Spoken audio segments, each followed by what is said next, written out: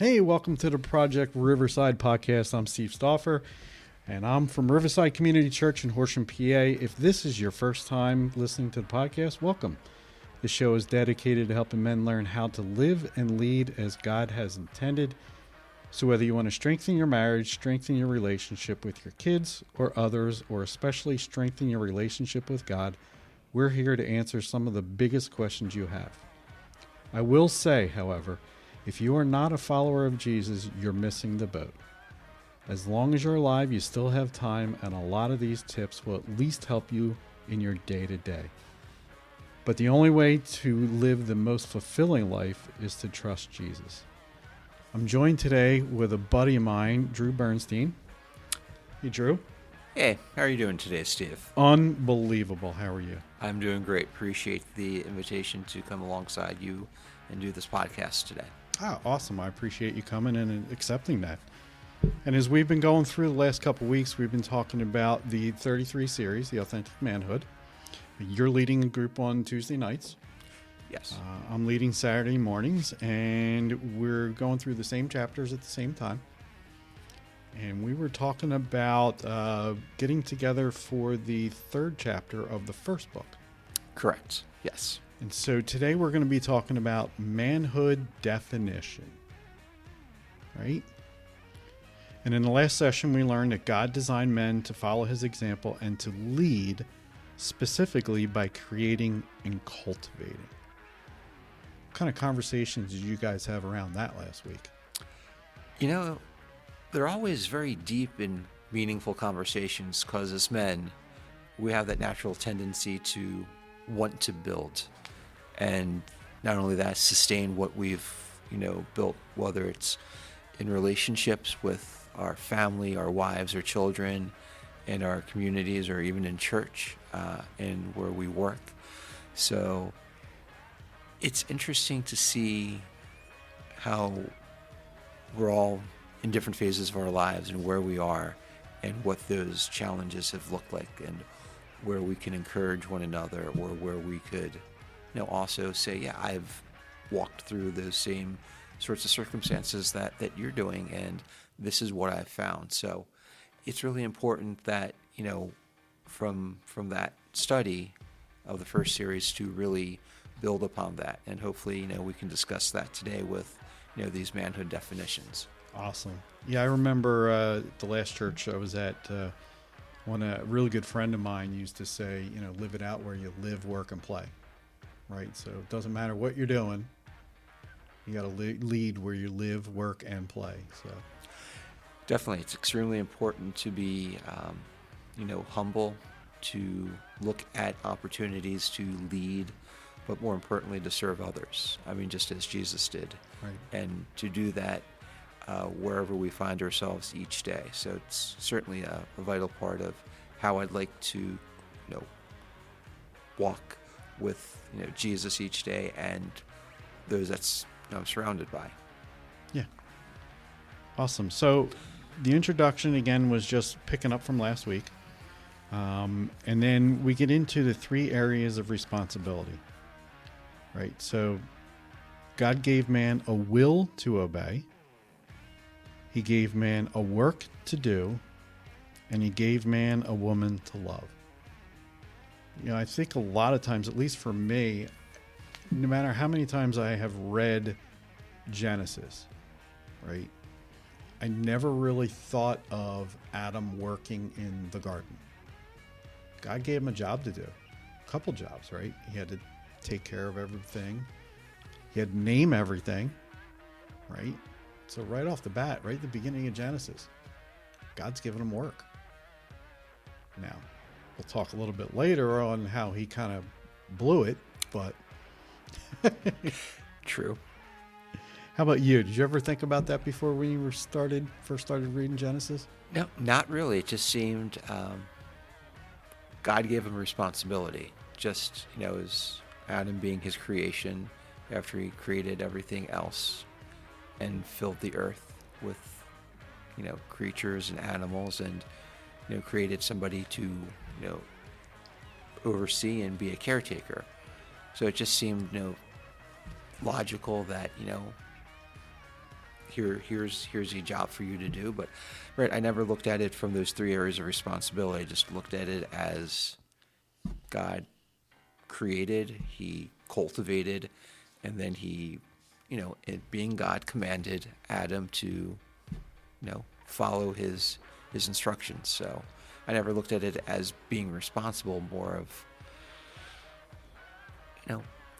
God telling Adam what to do, being a good father, as you would tell any of your children on what you need to do around the house. I don't,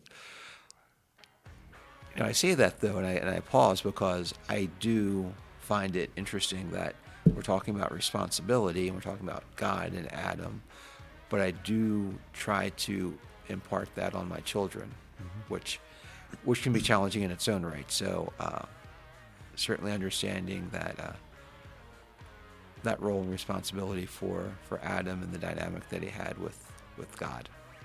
Can you imagine? I mean, just think about Adam had God walking with him in the garden every day. Right? Think about that. Every day, God came down to visit him. That's crazy to think about. It is, and we know, from books later on in the Old Testament that nobody could actually be in the presence of God. And so for this in Genesis, for Adam and God to be walking side by side, and for God to be instructing and leading Adam, right? That was an incredible opportunity that he had, and unfortunately, as we'll talk later on, he squandered and lost that privilege. Right. So actually, let's get into that now, because the next section talks about the first Adam and the second Adam, and so we know the first Adam was Adam. Yes. The one who had some issues leading, had some issues listening. Nothing that we all don't do today. Not saying it's right, but he's really no different than the rest of us in that area, right? And then we're going to get into the second Adam, which is Jesus. So, the Bible describes Jesus as the second Adam in Romans 5:17-19. For if, because of one man's trespass, Adam, the original Adam, death reigned through that one man, much more will those who receive the abundance of grace and free gift of righteousness reign in the life through the one man, Jesus Christ. For as by the one man's disobedience, the many were made sinners, so that by the one man's obedience, the many will be made righteous. So we're talking about the first Adam. And what kind of manhood did the first Adam have? What did they call that in the Authentic Manhood book? It was the conventional manhood. That's usually just based upon, from the book's definition, the personal instinct, human reasoning, or the human reaction. And essentially man living for himself. I have from my notes somebody who might consider themselves self-made or well-off, or maybe just self-centered. Yeah. And not looking at leading or being responsible for the care of others. Yeah, I have that. It's funny because I wrote that same note, selfish, living for today. So then we're talking about the second Adam, who's Jesus. And what is the manhood example that Jesus gave us? Selfless, living for eternity, leading others, having others know and getting into a relationship with God and hearing his teaching in the Gospels, and just being humble, meeting people where they're at, looking for opportunities to help people, not being passive, not standing on the sidelines, not even caring necessarily what other people thought, whether it's, the Samaritan, the lady at the well, or, So he was more authentic. He was He real. was more real. Exactly. Yeah. I think they use the definition authentic here somewhere. So we have the first Adam, who was living selfishly. We have the second Adam, Jesus, who is living authentically.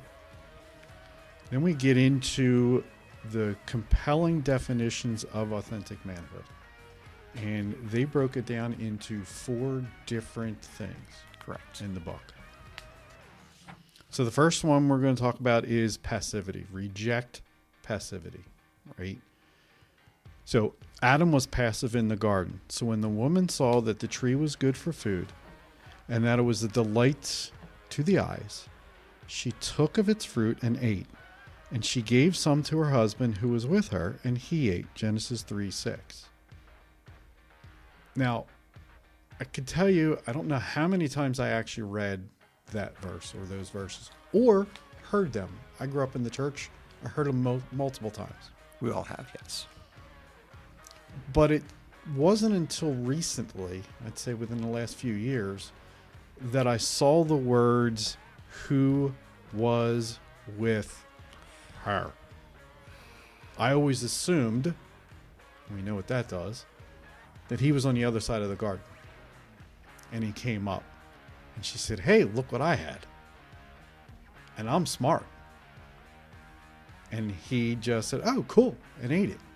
I didn't realize the dude was standing right there.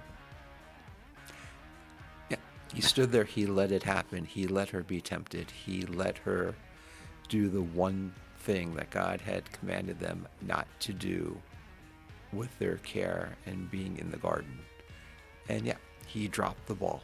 I like the way he put that. The one thing that he actually was told not to do.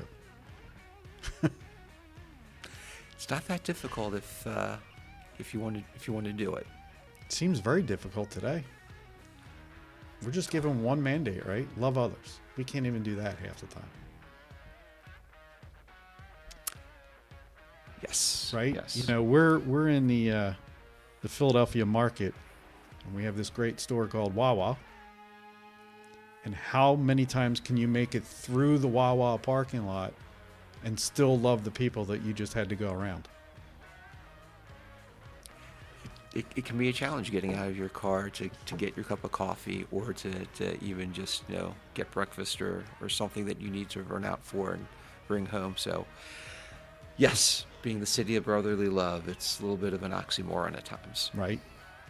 And for me, it's kind of funny because we make a joke about it that your driver's license test in Pennsylvania should include a trip around the Wawa parking lot. Forget the make a right here, make a right here, make a right here, make a right here. If you can be able to park, grab a cup of coffee, come out, and get through that parking lot without hitting anybody, I think you're golden to be able to pass your test. I don't know what to say to that. Maybe I've been living in a bubble when I go to Wawa. I'm Left you speechless. Left me speechless. I am going to have to put that to the test. I'm it getting was a GoPro. I think it was worse when it was the legacy Wawas that didn't have the gas stations. Oh, because the parking lots were smaller. But now with the gas stations, and there's like 12 pumps and lots of space to move around, I think it's less of a deterrent to go in there. Oh. And even the newer stores, because now they've got the doors in the back and the front. So you can park out back and park out front and on either side. So they've kind of helped the parking situation a little bit. We were, funny you mentioned this, because we were down going to a soccer game in Ballackinwood at St. Joe's, and there's a Wawa right off the Schuylkill Expressway if you're going up Belmont Avenue.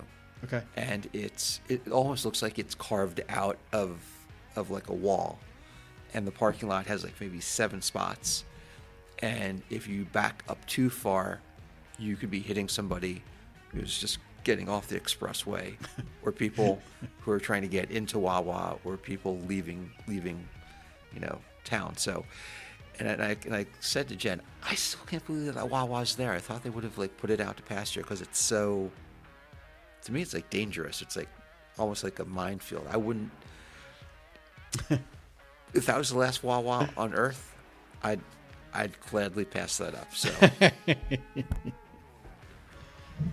so for all those who don't know, yeah, Wawa's a thing around here, and parking lots can be dangerous. Anyway, so Jesus rejected passivity. Jesus, who though he was in the form of God, did not count equality with God a thing to be grasped, but he made himself nothing, taking the form of a servant, and being born in the likeness of a man, being found in human form, he humbled himself, and becoming obedient to the point of death, even death on a cross, as it says in Philippians 2:5-9. So Jesus came down. He rejected passivity. He came down and said, you know what? I'm going to take care of business. I mean, he had a will to obey from the Father, and he had a work to do in, making his Father known and sharing the gospel with others and having others come to, Jesus and his Father. So completely different than Adam. Adam was given the keys to the kingdom, didn't have to do anything, didn't have to earn it, so to speak, as we would say to our children. Right. And he dropped them. He messed up big time. Yeah.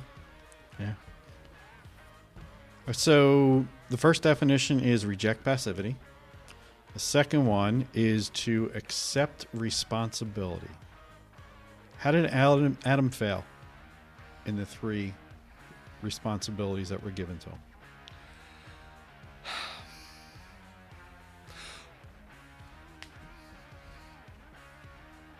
Well, he failed in not being obedient and obeying God's command.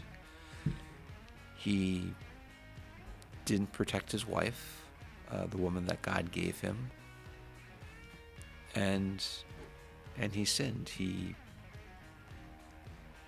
let himself be talked into sinning against God by, as you said before, he stood there. So he was there with the interaction between the serpent and Eve, and he did nothing. And not only did he not do anything, he then partook of it, and then in that moment, sin was born. Right. So.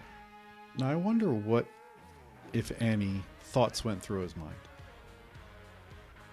Right? Was it a split-second decision? Was it a go-along decision? Was it any kind of decision-making process there? Or was it, yeah, she did it, I'll do it too. Real quick thought, not even giving a thought to it. Right? I mean, we won't know. True. It doesn't seem that he really gave it great time or thought or even agonized over it. Should I do this or not? He seemed at this point to be actually led by the woman, where he should have led. Right. But he followed her lead. And that's,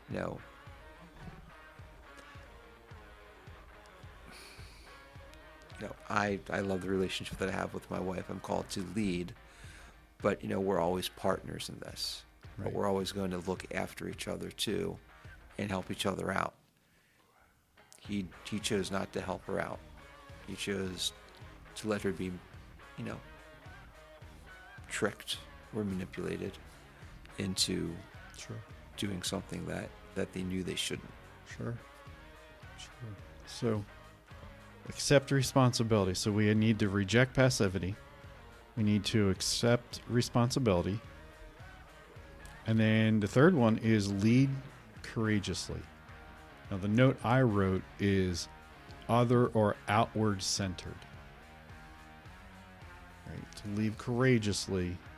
Adam failed to lead courageously in the garden. He was selfish, self-centered.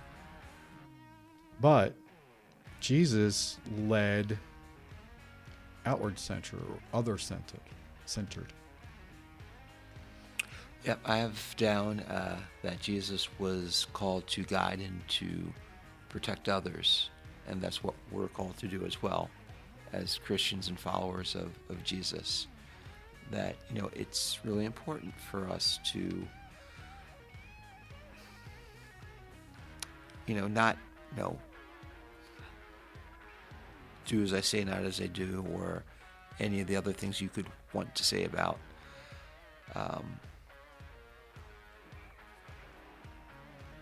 talking the talk but not walking the walk. Jesus just did what he needed to do. Watching The Chosen, it's just interesting, seeing, the Bible put on it professionally and enacted by live actors on screen, and just what that would have looked like. And just, the one episode last night that we watched at Fire One, people, once they knew who Jesus was, or is at that time, they gave up everything to follow him. Even Matthew, the tax collector. Yep. And yeah, Adam didn't give up anything. I mean, he chose to be passive, and he chose not to lead well, and he chose to be,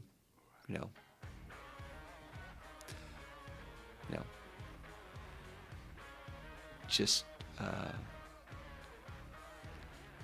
don't want to say used, because that sounds so wrong, but in a way he was. It wasn't, I think, because of the woman. Once it was made up by her that this is what she was going to do, Adam failed to lead and stop her. And it could have been, and I think we might have talked about this before in church or in other small groups, Adam failing his wife and not leading or stopping her. Right. So yeah, he didn't have any direction. Yeah, Adam was a living being, whereas Jesus was a life-giving spirit, or became, I should say, a life-giving spirit, because he was fully man. So we're to reject passivity, accept responsibility, lead courageously, and the fourth definition is to invest eternally. So Adam invested in the temporary, choosing what would satisfy him at the moment. Jesus invested in eternity. He lived it, he taught it, he protected it. He said, "Do not lay up for yourselves treasures on earth, where moth and rust destroy, and where thieves break in and steal. But lay up for yourselves treasures in heaven, where neither moth nor rust destroys, and where thieves do not break in and steal." Wow. How many times do we think about the next car or the next this? Got to have the latest phone, right? Versus, I really need to connect with somebody. I need to reach out to them, because it may mean the difference between heaven and hell. Right? How often do we think that way? I know for me, it's not enough. Oh, for me, it's always that slippery slope. We're always told to be transformed and not conformed by our circumstances. And, sometimes that's easier said than done. But, we can't look at, the world as others look at it. We're not made that way. We're not called that way. And we are called to invest, eternally.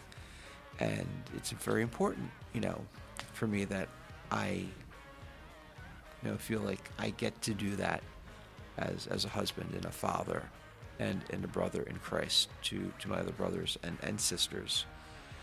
But yeah, I mean, it's hard because, right, we're always looking over our shoulder at our neighbor or maybe the car next to us, or wondering why everyone can go on these fabulous trips on Facebook. And I'm like, okay, I'm going out for pizza with my wife and kids for my 16-year anniversary, and we're not going to go crazy because we're trying to,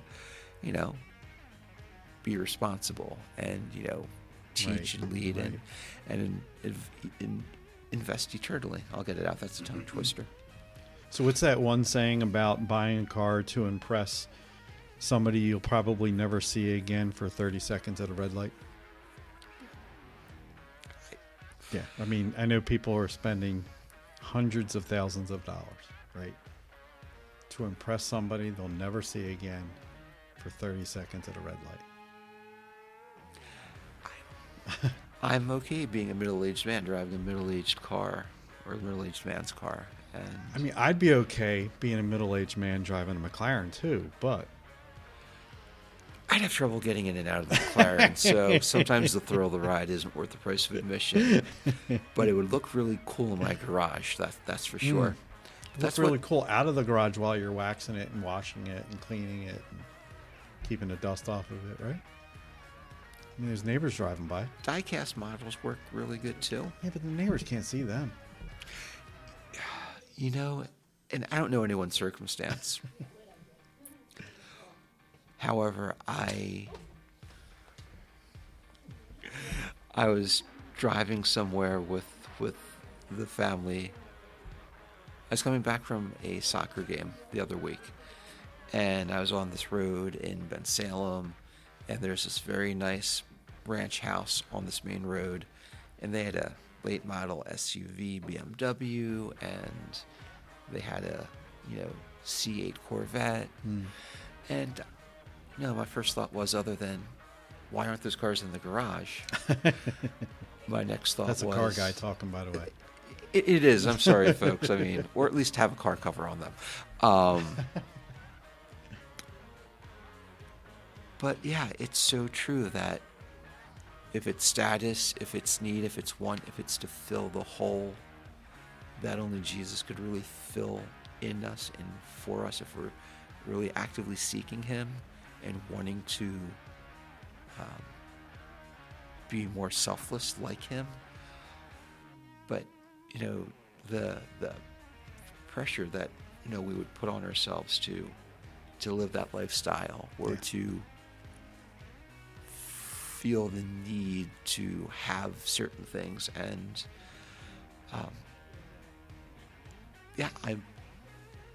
I'm past that. I mean, at this point, being responsible and leading well, and just being able to invest in my family and walking them and myself through the gospel every day, and just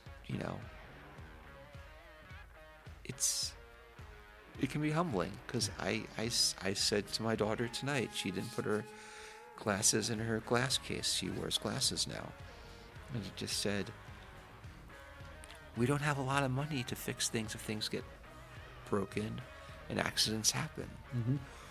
But it's also being called to being good stewards as well. Right. And not only when we think of investing, we look at it from a financial perspective, and you being one of your wheelhouses is being very talented that you are, financial coaching and, walking with the Dave Ramsey model, that it's more than that. It's the call to invest in others.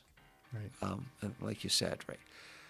Invest has that automatically, right or wrong, the invest word tends to make people think of money. Indeed. Right. But a lot of times we forget about, or don't even think about, investing in others. Right? Investing time. Investing your talents. One of the things that I know some churches do here is they have a widower, single mom ministry where I heard this one story where one Saturday a month, a single mom or a widow can bring her car in, and some of the guys at the church will change the oil, rotate the tires, do whatever maintenance needs to be done on that car for that mom, while she gets to go inside and get pampered by another group who want to invest in her. They'll watch the kids, they'll pamper mom, the dads are outside maintaining the car for her, and then they grab their kids, they go back, grab their car, and off they go. I mean, that's some true investment in time, right? Couple groups going together, but they're investing in that woman and those kids. And guaranteed, none of them will forget that. No, not at all. And, it's very important, and I hate to bring my kids back into this, but do talking about, simple acts of kindness. Yep. And sure, it does take sometimes a village to put on a ministry and to do it at that scale where you're helping where there's a need and you want to be able to provide for those who, may not be as fortunate or sometimes just don't have the time. Yeah. But yeah, it's so vital what a text could do. Yeah. Hey, do you want to go out to breakfast? Yeah. Or hey, I've been thinking about you, and how is your pregnant wife doing, and are you guys okay? I know you've been busy with work. Do you have time where we can just get you away from some of the things that have been maybe weighing you down, because it is such a need as men to know that there are other men that care and can come alongside one another. And I've stolen your phrase of who are those foxhole guys? Who can I call Which or I text? stole from a book, so we're good. All right. But who are those individuals that you can count on from the perspective of not fixing you, because that's going to come from prayer and seeking the Lord and the gospel, and just being convicted of where God has you in whatever season you might be in, but just to be able to say, hey, When I'm stuff struggling. hits the fan, somebody's there with you. Yes. And just, hey, could you pray for me? Yep. That's just the most powerful thing, where I'll get texts from you, or I'll get texts from others at church, and it's like, hey, just thinking of you, everything's all right. Hey, praying for your son, or I know you've been busy lately. I've been working the same amount of hours. I get it. How's everything? Yeah. Just kind of putting things in perspective that we all come together on a Sunday morning, but we all go our separate ways. But we're such a tapestry of the same material at times, that we're so woven and so interconnected that we're not going to always know everything about what's going on in our brothers and sisters' lives, but being there when it's warranted or not warranted. Yeah. I mean, this series for me has shown me we're going in the right direction here at Riverside, right? I've seen and I've heard conversations are happening that are deep amongst guys that a lot of the other places I've been to, a lot of the other Christian men just couldn't bring themselves to bring them out, to actually talk about things. But I'm hearing some stories. God is doing an amazing thing here. And it started when we kind of changed our focus, I think, from when we were doing the big Saturday morning breakfast to getting more into people's lives and being more intentional that way. Without a doubt. Yeah. And this series, especially this first book, talks about the leading correctly, right? It's hopeless to live out with the life-giving spirit that Jesus gives us, right? And it is something that I've heard stories that guys are closer to other men than they've pretty much ever been in their lives, even though they've been in church for years. And it's great to hear. It's what we need. It's how we're made. We're made to be with people.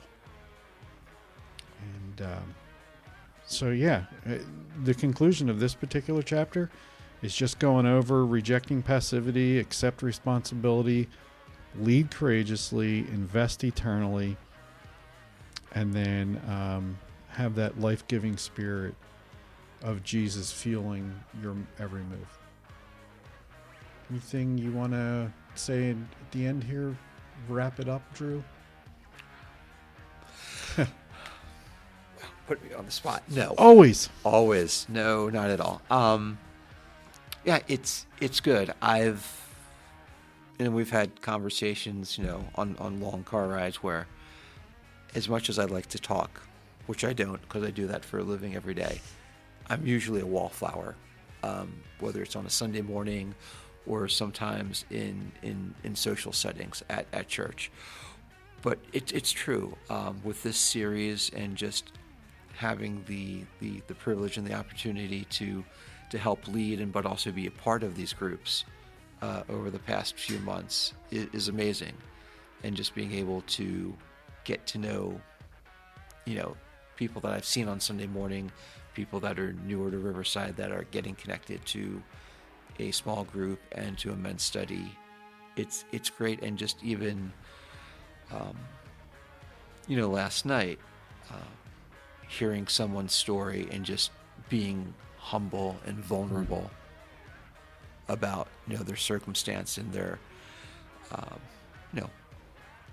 their profession and what may come in the next few months, and just the calmness that God's in control, but also being able to have that freedom to, not that we're ever going to judge, but to be vulnerable and honest and say, this is what I'm dealing with, don't know what's going on, but knowing that God's in control and that we can come alongside that person and pray for them and with them. But more importantly, if we're not walking with each other, in real relationships, and we're not going to be everyone's best friend, but